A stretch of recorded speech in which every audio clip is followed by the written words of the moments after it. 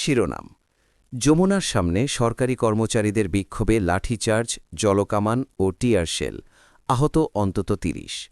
বিস্তারিত: রাজধানীর প্রধান উপদেষ্টার সরকারি বাসভবন যমুনার সামনে বিক্ষোভ কর্মসূচিতে অংশ নেওয়া সরকারি কর্মচারীদের ওপর লাঠিচার্জ, জলকামান, টিয়ার শেল ও সাউন্ড গ্রেনেড নিক্ষেপ করেছে পুলিশ। এতে অন্তত ৩০ জন আহত হয়েছেন। আহতদের মধ্যে ১৫ জনকে ঢাকা মেডিকেল কলেজ হাসপাতালে চিকিৎসা দেওয়া হয়েছে। সরকারি চাকরিতে নতুন নবম পে স্কেল বাস্তবায়ন ও গেজেট প্রকাশের দাবিতে সরকারি কর্মচারীরা গতকাল শুক্রবার সকালে কেন্দ্রীয় শহীদ মিনার থেকে মিছিল নিয়ে যমুনার দিকে অগ্রসর হন। সকাল 11:30টার দিকে তারা যমুনার সামনে এসে অবস্থান নেন।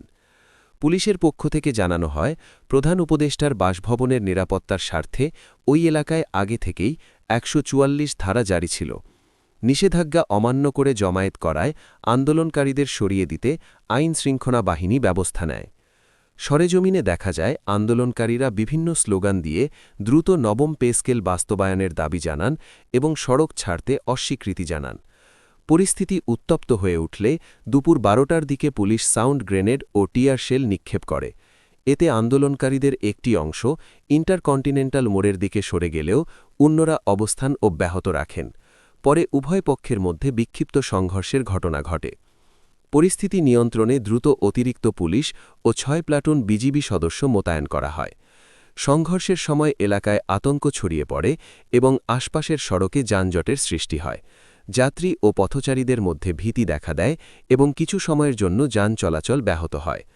পরে অতিরিক্ত আইন-শৃঙ্খলা বাহিনী মোতায়েনের পর দুপুরের দিকে পরিস্থিতি ধীরে ধীরে নিয়ন্ত্রণে আসে এবং যান চলাচল স্বাভাবিক হতে শুরু করে।